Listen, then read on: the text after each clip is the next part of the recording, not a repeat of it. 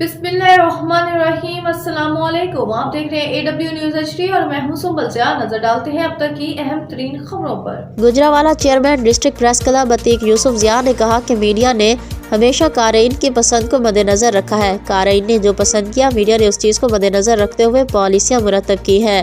Europe में ममालिक में इलेक्ट्रॉनिक मीडिया पर ज़्यादातर शऊर व आगाही लिटरेचर के मुतालिक प्रोग्राम्स ऑन एयर आते हैं या फिर हल्के मज़ाह के साथ तनकीदी प्रोग्राम चलते हैं, लेकिन पाकिस्तानी मीडिया पर हमेशा सियासत के हवाले से टॉक शोज़ होते हैं और आवाम को सियासी सरगर्मियों में ही उलझाए रखा जाता है।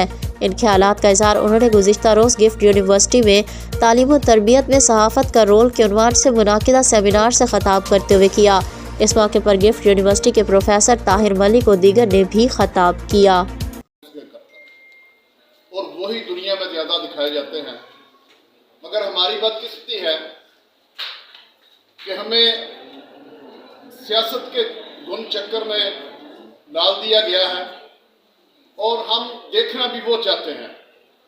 हमारा मीडिया, उसका सबसे बड़ा फोकस जो है वो बिजनेस है और वो कुछ दिखाता है जो आप लोग देखना चाहते हैं।